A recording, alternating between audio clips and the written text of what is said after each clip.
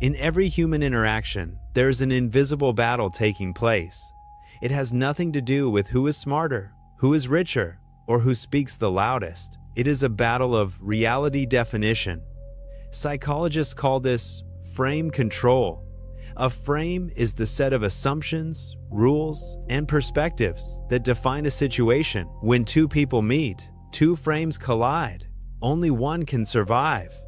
The person with the stronger frame is the one who defines the reality of the room. The other person is simply a guest in that reality. Today, I am going to show you how to stop playing by other people's rules and how to become the architect of your own social world. This is the final pillar of mind mastery. To master the frame, you must first understand what it is. Imagine a doctor and a patient. The doctor's frame is, I am the expert. You are here for help. Because the patient accepts this frame, they follow the doctor's orders without question. But what happens if the patient walks in and says, I've done my research, and I'm only here for a specific prescription? Now, the frames are colliding. If the doctor becomes defensive, they have lost their frame. If they remain calm and reestablish their authority, they maintain it. Most people move through life accidentally falling into other people's frames. They enter a job interview and accept the frame of, I am a beggar and you are the king. They enter a relationship and accept the frame of, I must prove my worth to you. High-status individuals do the opposite. They walk into every room with a pre-established frame of certainty. They do not seek to fit into your world. They invite you to fit into theirs. The fastest way to lose your frame is through a behavior called JADEing. This stands for justifying, arguing, defending, and explaining. When you feel the need to explain your actions to someone who hasn't earned that explanation, you are subconsciously signaling that they are the judge and you are the defendant. You have surrendered your frame. Think about a high-status CEO. If they are late to a meeting, they don't walk in and give a 5-minute explanation about traffic. They walk in, say, thank you for waiting, let's begin, and they sit down. By not explaining, they maintain the frame that their time is valuable and they are in control. The moment you start over-explaining, you are asking for permission. And in the world of power, permission is for the low status. The person who is most emotionally invested in an outcome always has the weaker frame. In psychology, this is known as the principle of least interest. The one who cares less controls the situation. If you are desperate for a deal, a job, or a person's approval, you will subconsciously adapt your frame to match theirs. You will become reactive. High-status individuals practice strategic indifference.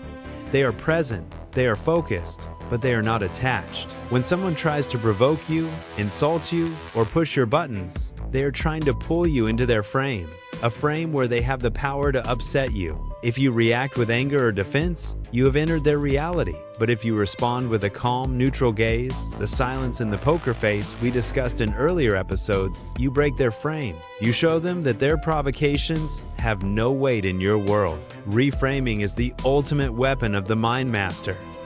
It is the ability to take someone else's statement and change its meaning to fit your reality. If someone says to you, "You're very quiet, are you shy?" they are trying to put you in a frame of weakness. A low-status person might get defensive and say, "No, I'm just thinking." A high-status person reframes the situation. They might say, "I prefer to listen before I speak. Most people talk just to fill the silence." Do you see the shift? You didn't defend yourself. You redefined being quiet from a weakness, shyness, into a strength, deliberate observation. You didn't accept their judge and defendant frame. You created a new frame where you are the observer and they are the one talking too much. Look at the history of the most influential figures. They didn't win by having the best arguments. They won by having the most unbreakable frame. When a leader walks into a crisis and remains perfectly calm, they are projecting a frame of certainty. Even if people disagree with them, they are drawn to that certainty like a moth to a flame. The human brain is wired to seek the strongest frame in the room because the strongest frame offers the most safety.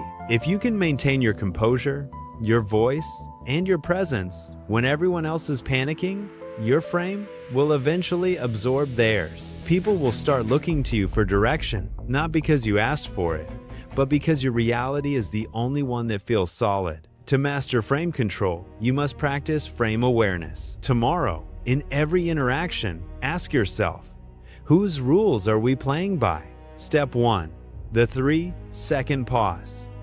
When someone asks you a challenging question, do not answer immediately. Use the silence. It shows you aren't reactive. Step 2. Stop the JADEing.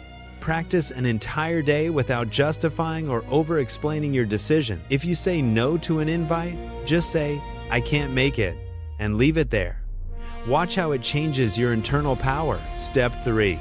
The neutral response. When someone tries to frame you negatively, respond with, "That's an interesting perspective," and then continue with your original thought. Do not acknowledge their trap. We have come to the end of our journey through the 5 pillars of mind mastery. You now know that silence is your weapon, your poker face is your shield, your presence defines your space, your voice projects your frequency, and your frame dictates the reality of the world around you. Separately, these are techniques. Together, they form an unbreakable armor of high-status psychology. You are no longer someone who reacts to the world. You are someone who influences it. The game of power is always being played.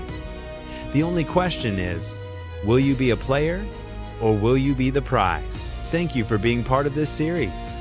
The journey to mastery never truly ends, but you now have the tools to build your own empire of influence. Subscribe to keep sharpening your mind.